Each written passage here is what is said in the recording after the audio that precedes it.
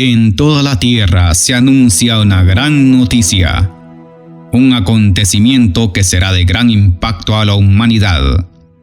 Para muchos una fantasía y para otros es una realidad. Jesucristo viene pronto. Jesucristo viene pronto. Las profecías bíblicas acerca del fin se están cumpliendo. ¿Cuándo será el fin? Y estando él sentado en el monte de los olivos, los discípulos se le acercaron aparte diciendo: Dinos, ¿cuándo serán estas cosas y qué señal habrá de tu venida y del fin del siglo? San Mateo capítulo 24 versículo 3. ¿Alguna vez se ha intrigado y le ha preguntado al Señor lo mismo? ¿Es cierto lo que dicen las Sagradas Escrituras? Y el ángel me dijo: Escribe, bienaventurados los que son llamados a la cena de las bodas del Cordero. Y me dijo: Estas son palabras verdaderas de Dios.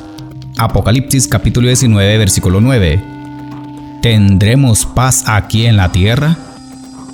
¿Cómo puedo ser salvo? ¿Qué es el arrebatamiento? ¿Qué tengo que hacer para estar preparado? Velad pues, porque no sabéis a qué hora ha de venir vuestro Señor. San Mateo capítulo 24 versículo 42. ¿Escucha atentamente lo que el Espíritu Santo dice a las iglesias? ¿Sabe usted cuándo será el día final?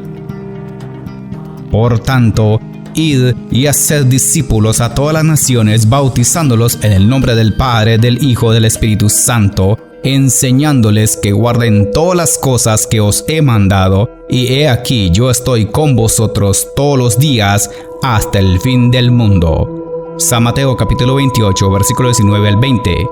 Amén. Todo lo daremos a conocer por medio de este programa. Apocalipsis, el tiempo final. El tiempo es ahora y debemos tomar una decisión, porque nuestro Señor Jesús viene muy pronto.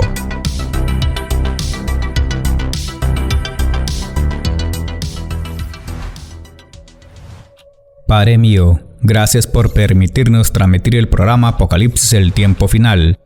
Presentamos este mensaje en tu presencia y conforme a tu palabra, para que podamos alcanzar a todos aquellos corazones sedientos de tu verdad. En el nombre de tu Hijo amado Jesús, revela tu palabra.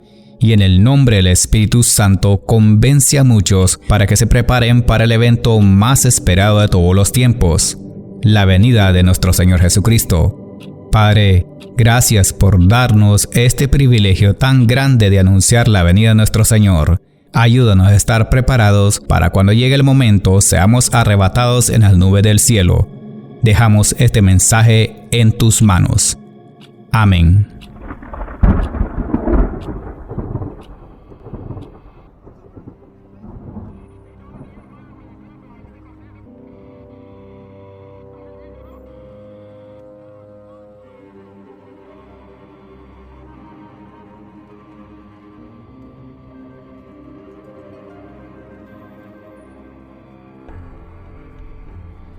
A continuación el tema: Los Nicolaitas al descubierto, parte 2.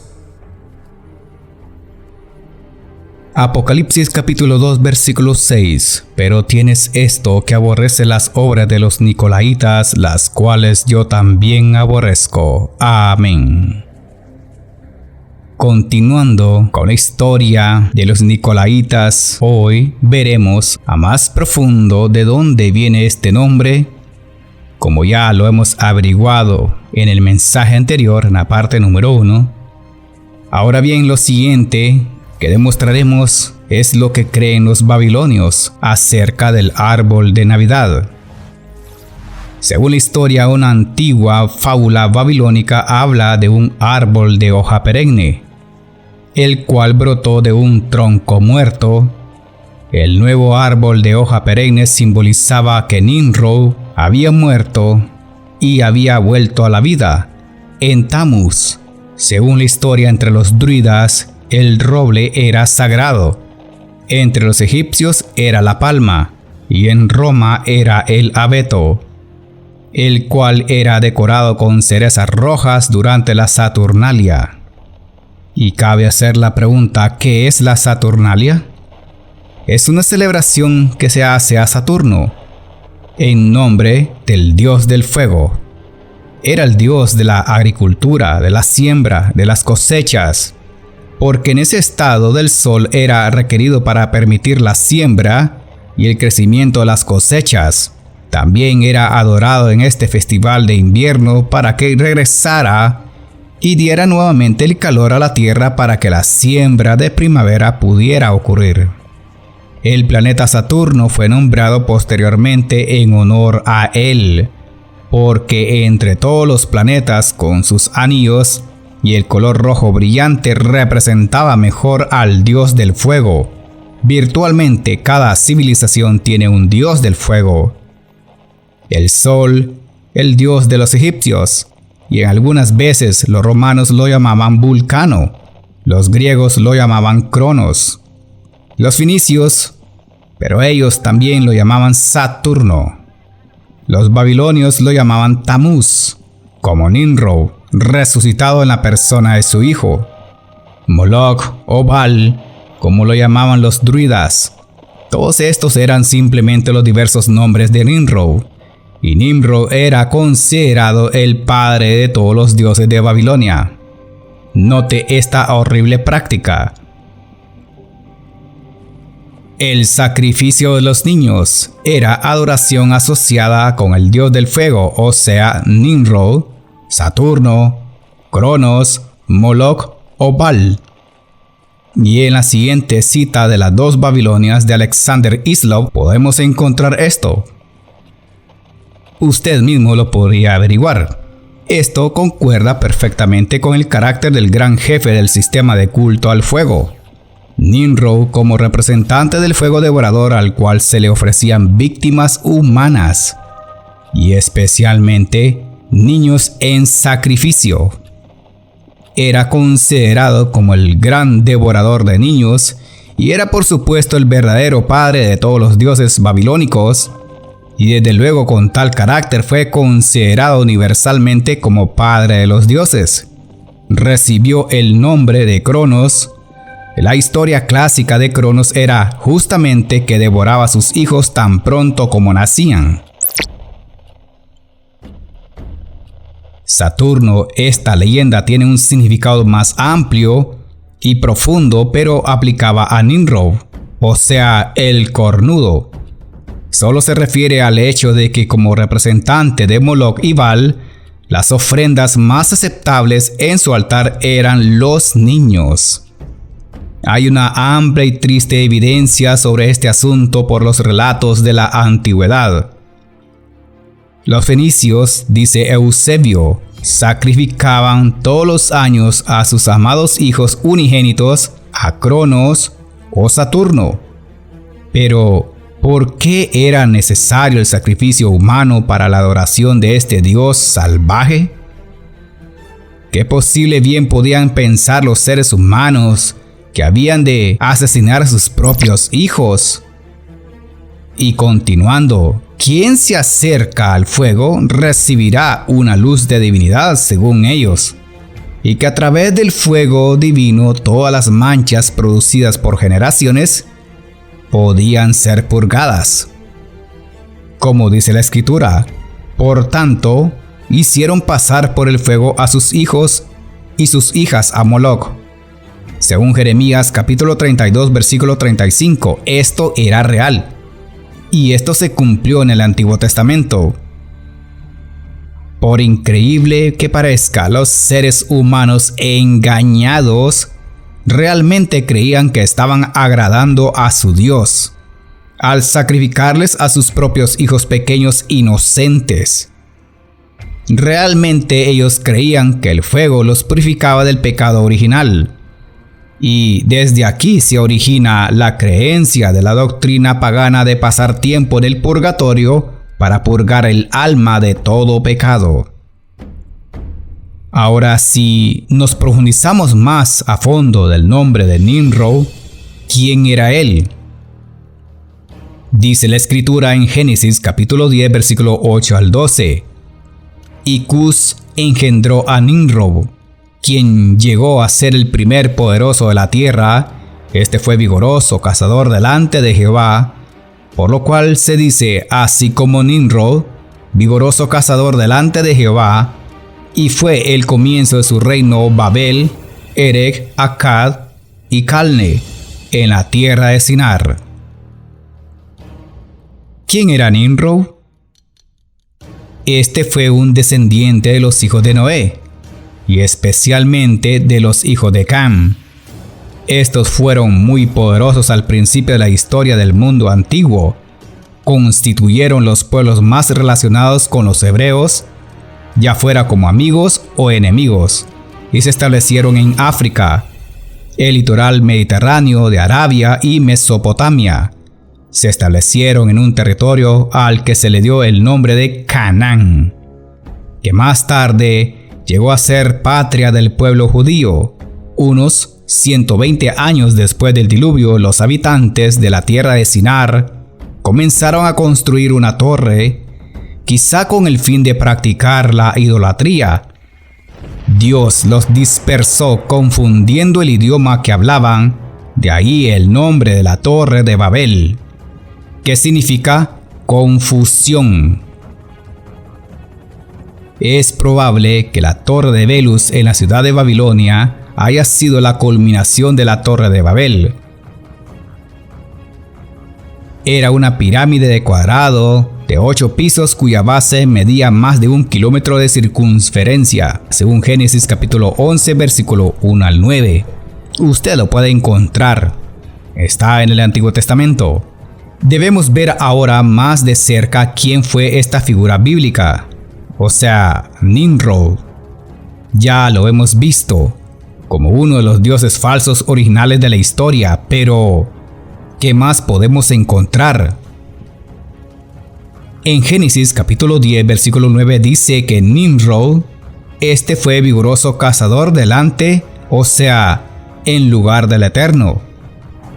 Él realmente trató de reemplazar a Dios. Él quería hacerse un dios. Por ejemplo, el famoso historiador judío Josefo registra en Antigüedades Judías importantes evidencias acerca del rol de Nimrod en el mundo postdiluviano. Note, él también cambió gradualmente el gobierno a tiranía. Nimrod también, que se vengaría de Dios si tuviera en mente ahogar este mundo, y que para eso edificaría una torre muy alta que las aguas no pudieran alcanzar. Ahora la multitud estaba bien preparada para seguir la determinación de Nimrod y para estimar como cobardía el someterse a Dios. Bajo muchos nombres, el primero, quizás el mayor rebelde de la humanidad, ha sido adorado a través de la falsa religión. La antigua Israel siguió fallando sirviendo a los muchos falsos dioses que Nimrod representaba. Por ejemplo, en Ezequiel capítulo 8, versículo 13 al 14, registra el cuadro de las mujeres de Israel endechando a Tamuz. Dice la palabra de Dios: me dijo después, vuélvete aún, verás abominaciones mayores que hacen estos.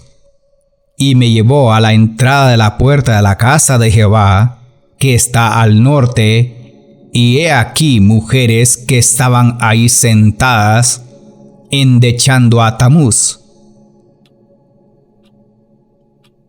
¿Qué significa endechar? Su significado es lamentar o llorar a Tamuz. ¿Y quién era Tamuz? Era el dios del fuego. Era considerado ser Nimrod. Y la etimología de la palabra misma es fascinante. Tam, con las siglas T-A-M, significa hacer perfecto. Y Mus significa fuego. El significado es claro, a la luz de todo lo que hemos aprendido, a raíz de toda la historia, que tal vez algunos han escuchado, y el propósito es principal y es clave. Por ejemplo, en la guerra, la tormenta del desierto entre Irak y Kuwait, Saddam Hussein nombró uno de los misiles Tamuz. Él ciertamente entendía que su significado incluía fuego. En la obra de Frederick J. Haskin, afirma el árbol de Navidad es de Egipto y su origen data de un periodo muy anterior a la era cristiana. ¿Sabía usted eso? Que el árbol de Navidad procedió por mucho tiempo al cristianismo. La mayoría de los aspectos de la Navidad no son escritos en la Biblia. Por supuesto, la razón es porque no son de Dios. En el mensaje anterior hicimos las preguntas concretas si era bueno o no poner un árbol de Navidad en su hogar o en su casa, como adorno, en la fiesta de Navidad. Y sabemos que estos no forman parte de lo que Él quiere, o sea, de lo que Dios quiere que se adore. El árbol, sin embargo, es mencionado en la Biblia de manera directa y habla del árbol de la vida. Y esto lo dice desde el principio. En Génesis capítulo 3 versículo 22 dice: Y dijo Jehová Dios, he aquí el hombre es como uno de nosotros, sabiendo el bien y el mal. Ahora pues, que no alargue su mano y tome también del árbol de la vida, y coma y viva para siempre. Amén. Y también es mencionado en el último libro de la Biblia, el Apocalipsis, el libro de la revelación. Según Apocalipsis capítulo 22 versículo 2 dice: Y en medio de la calle de la ciudad, y a uno y a otro lado del río, estaba el árbol de la vida, que produce 12 frutos, dando cada mes su fruto. Y las hojas del árbol eran para la sanidad de las naciones. Amén. Y esto pues más adelante escudriñaremos el tema del árbol de la vida de una forma más amplia, según Apocalipsis capítulo 2 versículo 7 del libro de la profecía. Entonces, con todo esto, ¿cree usted que al celebrar la Navidad, si fuera solo eso, con todos los personajes ya mencionados en mensajes anteriores, Santa Claus, San Nicolás, San Nicolaos, Papá Noel, que entendemos que son personajes ficticios y que no están escritos en la Biblia, entonces ¿por qué los celebramos en nombre de ellos? Además, si no fueran por los nombres, ¿por qué será tan necesario poner un árbol? Pues algunos comentaristas creen que con esto están simbolizando el árbol del paraíso eterno y del universo. Y también las lucecitas brillantes son como la luz de Cristo, y las esferas simbolizando la tentación y la gran estrella supuestamente de Belén. Pero viene la pregunta una vez más: ¿por qué colocar todo esto en un árbol? ¿Qué es lo que se pretende con todo esto? Aunque suene exagerado, ¿ya no fue suficiente el mensaje escrito en la Biblia? Pero como no es suficiente, ¿verdad? Ahora también tengo que decorar con un gran nacimiento, donde colocan todo tipo de personajes, muñequitos de trapo, barro y plástico. Por ejemplo, estatuillas de José y María y el niño Dios. Y además de esto, los 3 reyes magos, supuestamente.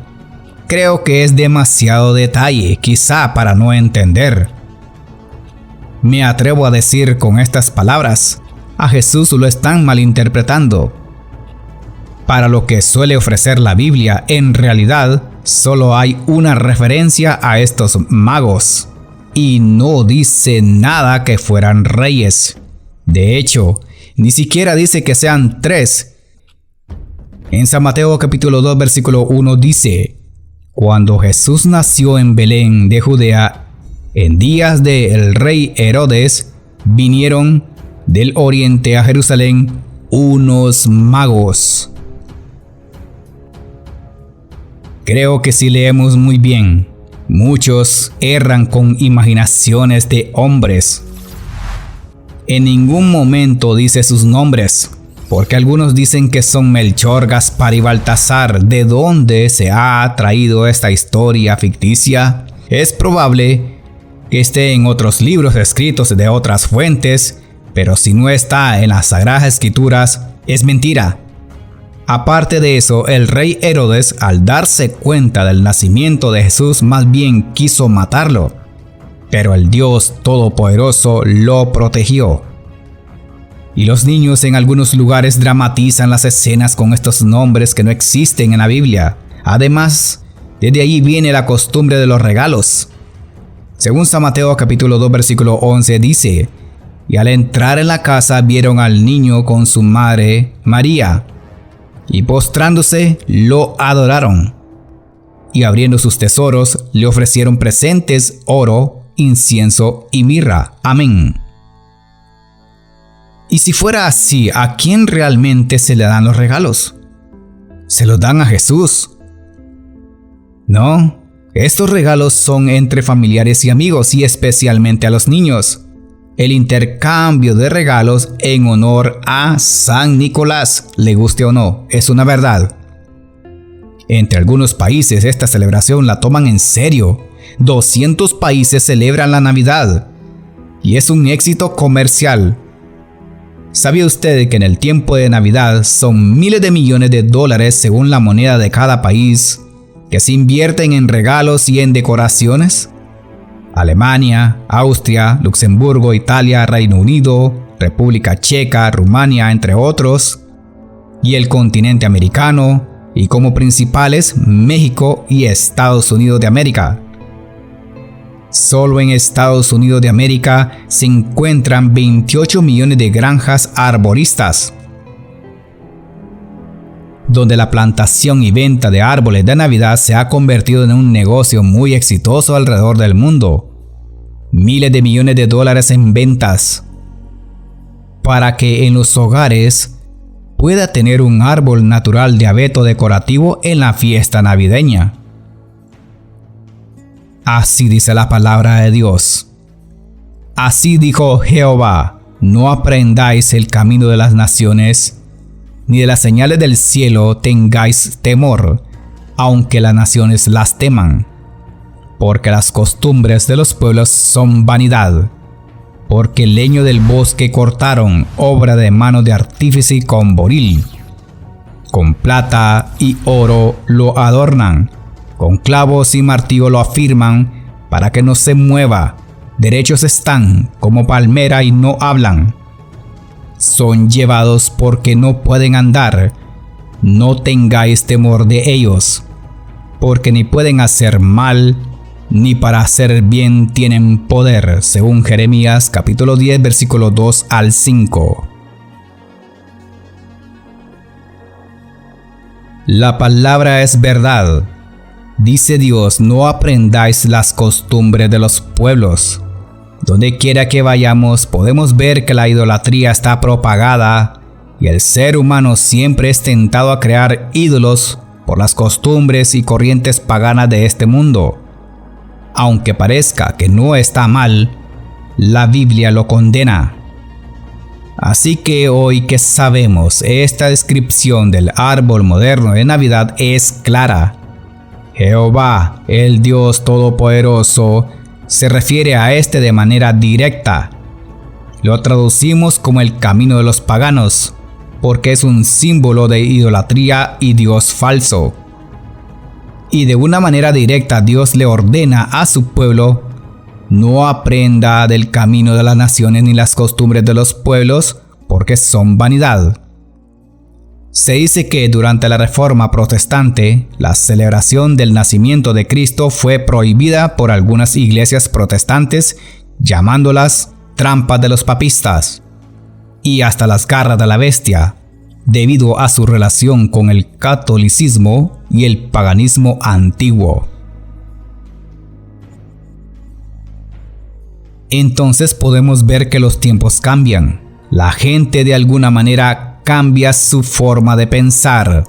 Creo que también las celebraciones han cambiado. Lo bueno de todo esto es que Dios no ha cambiado. Él sigue siendo el mismo de ayer, hoy y por los siglos. Amén. Así que si eres un evangélico pasivo y no aborreces lo que Dios aborrece, nada hacemos haciendo esta celebración pagana. La palabra de Dios es clara según Jeremías, el profeta de Dios. Desde la antigüedad reprendió duramente la idolatría practicada por los hombres. Hoy, en este tiempo, la palabra de Dios nos exhorta a que no sigamos las costumbres de los pueblos y las naciones.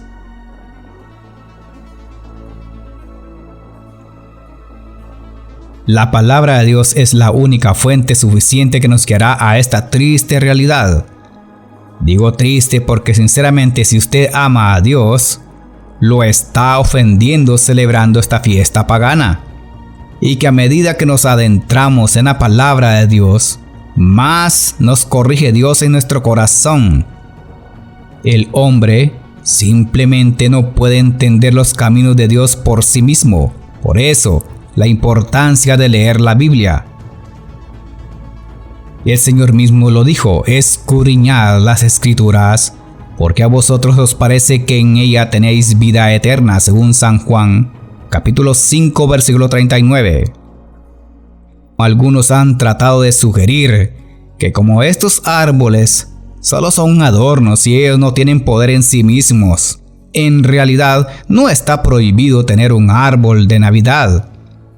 Al igual que en el desierto, los israelitas pensaron que adorar el becerro de oro y pensaron que estaba bien. ¿Y qué fue lo que hizo Dios por medio de Moisés, el siervo de Dios? Él lo quemó y lo destruyó.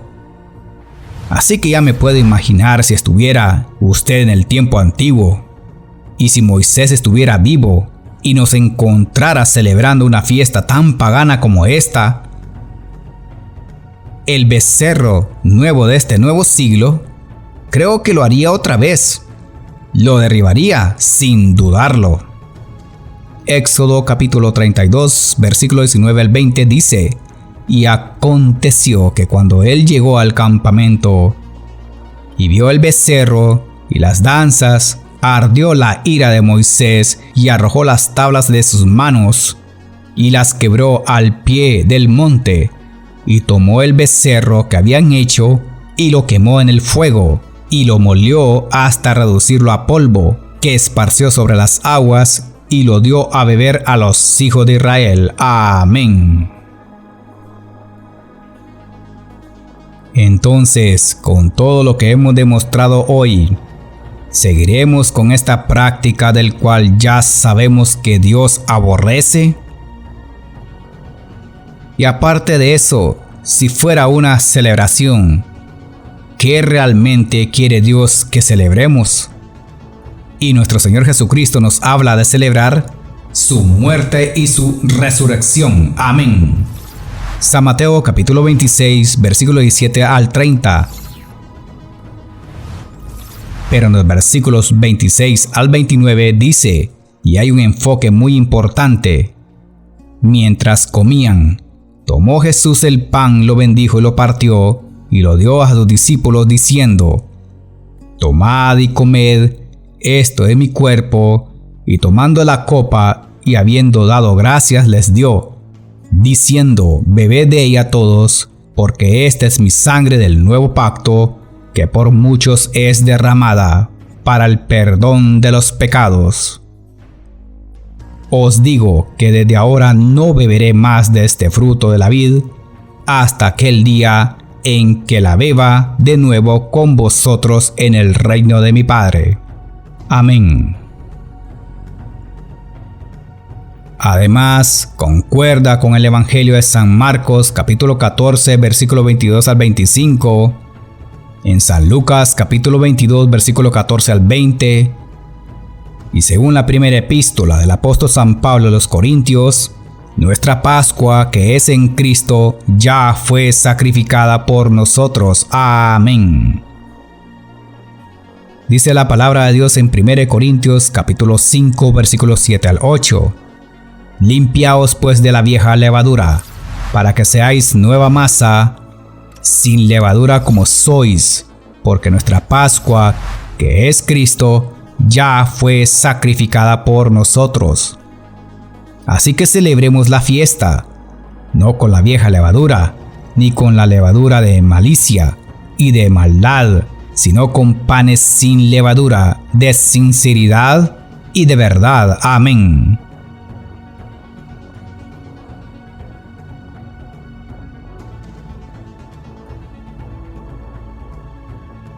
Después de participar con los discípulos en la celebración de la última Pascua, el Señor usó los siguientes elementos. Según 1 Corintios capítulo 11, versículo 23 al 26, el pan y el vino.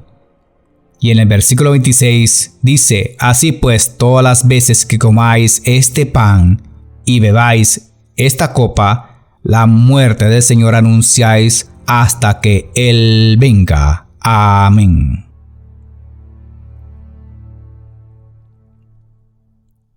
Cabe recalcar que en el Evangelio de San Juan el Señor lava los pies de sus discípulos.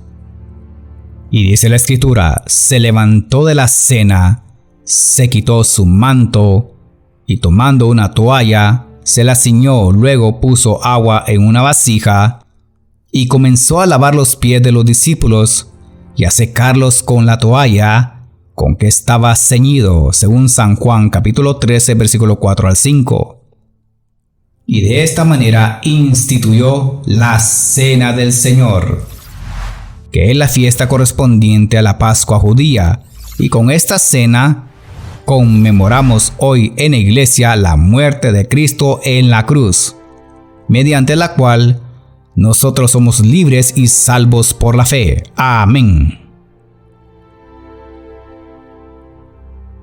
Hemos detallado la historia con hechos reales, en puntos específicos en cuanto a las celebraciones de cultos basadas en las tradiciones de los hombres y las obras malas de los nicolaitas. Además, hemos revelado los secretos oscuros de donde proceden estas prácticas paganas.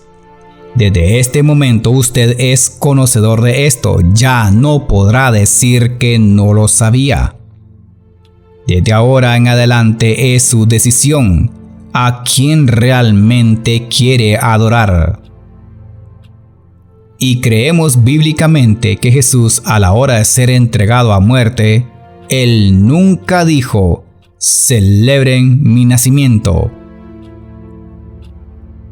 sino más bien dijo: y tomó el pan, y dio gracias y lo partió y les dio, diciendo: esto es mi cuerpo que por vosotros es dado. Haced esto en memoria de mí. De igual manera, después que hubo cenado, tomó la copa, diciendo: esta copa es el nuevo pacto en mi sangre, que por vosotros se derrama. San Lucas capítulo 22, versículo 19 al 20. Amén.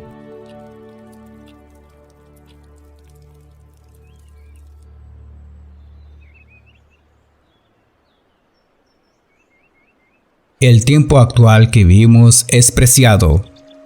Mientras podamos testificar a Jesucristo, lo hacemos de corazón para la gloria de Dios. Esto ha sido todo por este día en el programa Apocalipsis, el tiempo final. Espero usted se haya gozado del mensaje. Hoy ha conocido que este es el mensaje que Dios quiere que escuche. Está en el tiempo aceptable. No espere que sea demasiado tarde, porque cuando llegue el momento y la hora, no habrá oportunidad de arrepentimiento. Lamentablemente ya no la habrá. Es necesario estar decidido y preparado para el evento crucial. Si usted cree que es importante recibir al Señor Jesucristo como único Señor y Salvador, y que necesitas una verdadera conversión, haz una oración de fe, pues Él te está llamando.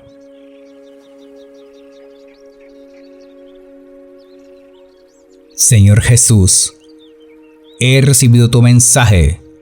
Si en algún momento te he fallado, perdóname por todos los pecados que he cometido. Creo que moriste en la cruz por mí y que resucitaste el tercer día y que ahora estás a la diestra del Padre Celestial. Te recibo en mi corazón como mi único Señor y Salvador. Inscríbeme en el libro de la vida. Ayúdame a estar preparado cuando sea el día del arrebatamiento de la iglesia, y que tu palabra me haga sentir libre por siempre. Amén.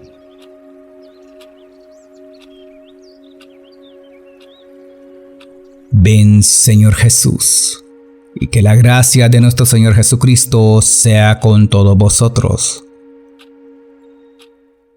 Amén. El hermano Ronald Ramírez presentó su programa Apocalipsis, el tiempo final. He aquí que viene con las nubes, y todo ojo le verá, y los que le traspasaron, y todos los linajes de la tierra harán lamentación por él. Sí, amén. Yo soy el Alfa y la Omega, principio y fin, dice el Señor, el que es, y que era, y que ha de venir, el Todopoderoso. Apocalipsis 1, 7 al 8. Los esperamos en la próxima audición, si Dios nos permite. ¿Estás preparado? Jesucristo viene pronto.